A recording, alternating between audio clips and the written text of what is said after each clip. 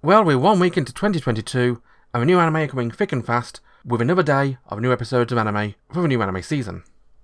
But what are we about these anime? Are they any good? Or are they the same bit of trash we normally get? We'll find out, shall we? Because this is a 2022 winter anime preview, from a different perspective.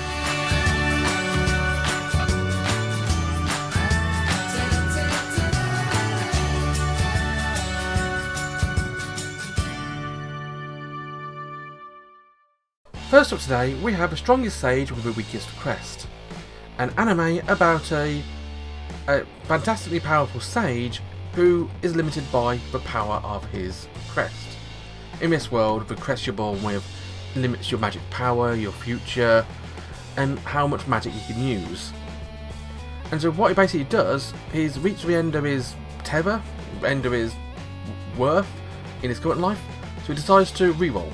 He decides to reboot his character, reset to level 1, reset to 8-1, get resurrected, and try again. And once you know it, he is born with the strongest crest. Or so he thinks.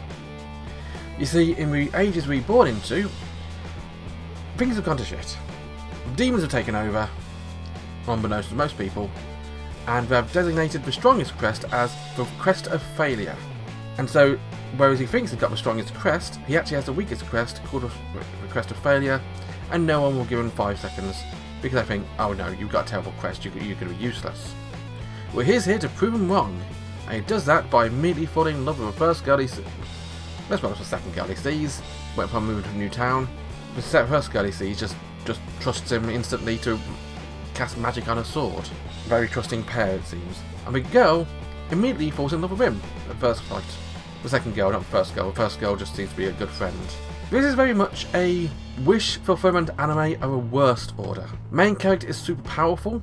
He can use magic nobody else can use in a way nobody else can do it. He's super strong, super smart, and super intelligent. And the girl he likes immediately loves him back.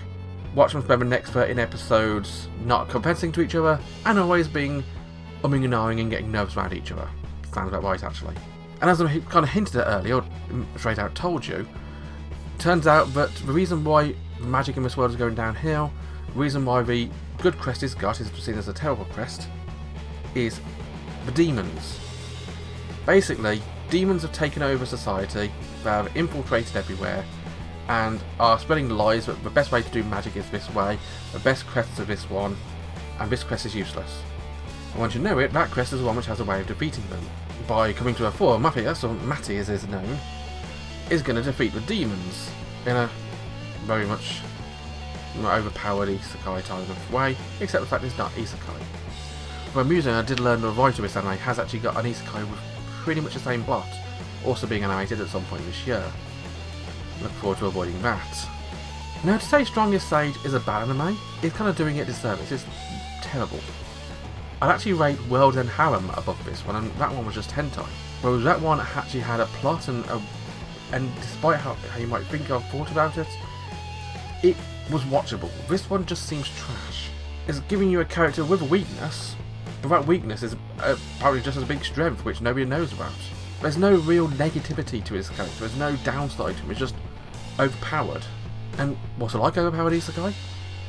But laid back overpowered isekai are the best ones. This one is just in your face, aggressive, I'm the best at everything, I'm going to show you how bad you are kind of an anime.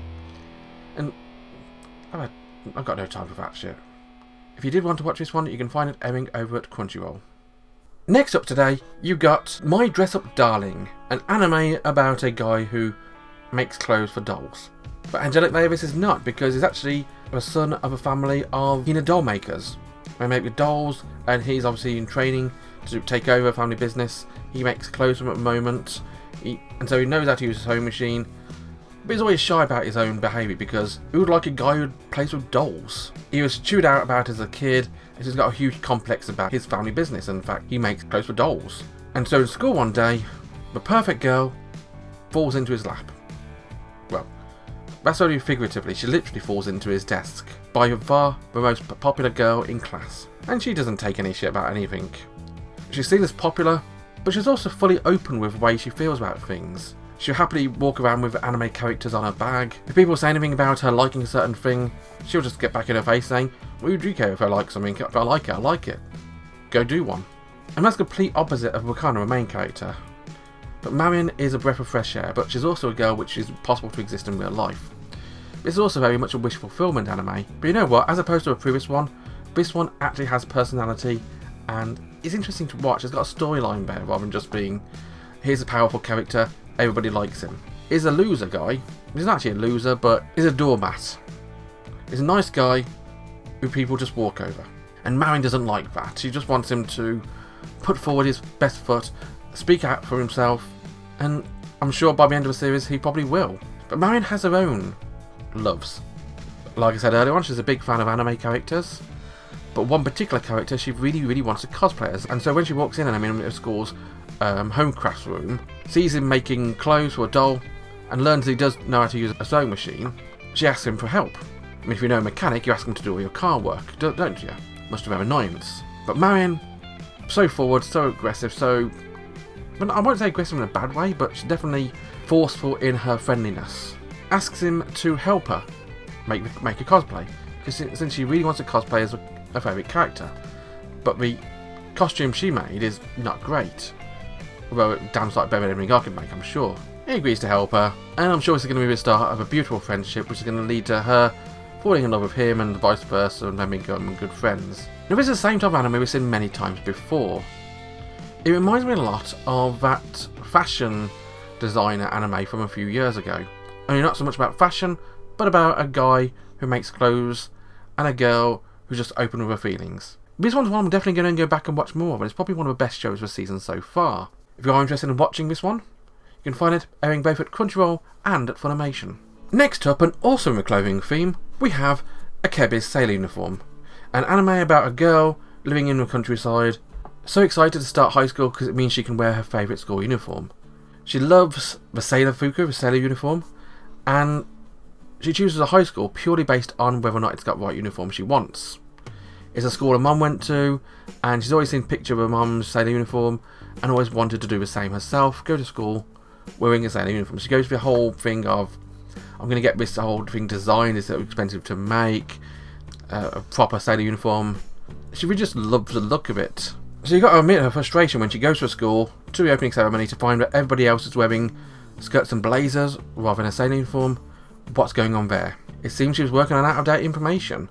It may have had a sailor uniform when her mum went there, but these days it's got a much more modern skirt and blazer look from the type you see in most anime these days. But the school decides to make an exception because she joined the school purely because of the sailor uniform, and the uniform is still technically part of the school regulations as a possible uniform. They decide that, yeah, she can carry on wearing it if she wants. Of course, this gives her a huge dilemma because she's going to be going to a school full of girls of her own age, middle school students, all of which are in blazers except herself in a sailor uniform. So what's she do? Well, she decides with one thing she can do. She wants to make friends and have fun at school, and she figures, you know, if I'm going to stand out, I might as well do it. I'm going to carry on wearing this uniform. I like my uniform. I'm going to carry on wearing it. And we don't get to see what's going to happen in her school life. We meet one of her new friends who has a bending her own feet fetish. Probably not, but she's clipping her toenails in school, sniffing with clippers to smell her feet. And of course, Akebi does the same thing to make her think, my feet do smell actually. Yes, I've been running to school. This is a weird anime, but it's light. It's not much happens. It's got a very nice, soft feeling about it. It'll be cute girls doing cute things. It'll be a slow-moving anime with a cute art style. And I'm also surprised to say this one is actually created by the artist who did the art for Super Cub. I'm definitely going to be watching more of Akebi's Sailor Uniform, and of Akebi herself in the anime which it's in. If you want to join me in watching it, you can find it airing both at Funimation and at Crunchyroll. Finally today, we have Season 2 of an anime I really enjoyed when it aired last year. Spoiler, this one's going to be one I recommend. Only if you watch the first series though. Welcome back to a world of how a realist hero rebuilt a kingdom. An anime about a guy transported to another world, is then made king of that country, and uses his realist powers, as in viewing things as they are, to rebuild the kingdom and make it work, rather than being an entire trash heap that it was before. Now Season 2 pretty much starts off from where Season 1 ended. In fact, Funimation's just listing it as the next episode, as I often do these days. Our main character Kazuya Soma is again making decisions over his newly conquered city following his country being invaded last series. All our characters we love up here still. We got Licia, we got Kazuya, we got Juna, and everybody else as well. We can't forget Aisha, can ya? Maybe others are there, but let's be honest, only those are the 4 main ones we meet in this first episode again.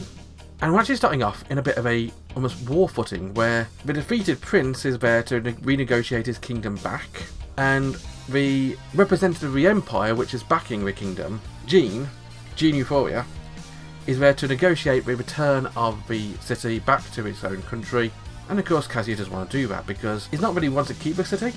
It's just the other country invaded him and he just retaliated. And the public are in much happier spirits now that they've been conquered, because Kazuya's a much better king than the old one was.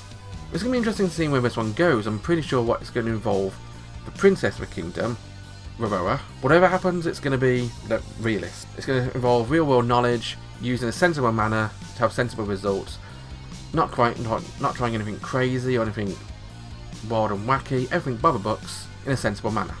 If you haven't watched The Realist Hero Season 1, and if you've not tried it, go back and give it a try. It's probably one of the better isekai series of recent years. It's of that new subgenre of isekai. Isekai but civilization. Isekai but rebuilding. And if you enjoyed Season 1, then you know you're already watching this one. If you didn't enjoy Season 1, then you're probably not watching it. I enjoyed Season 1, and we're watching Season 2. You can find it at Funimation. And today that was the strongest sage of the weakest Crest, my dress-up darling, Akebi's sailor uniform, and how a realist hero rebuilt a kingdom part 2. 4 shows of very different tastes, some good, one terrible. But what did you think? Let me know in the comments. Remember to like, comment and subscribe, and join me on Twitch for more fitness. Until then, bye bye.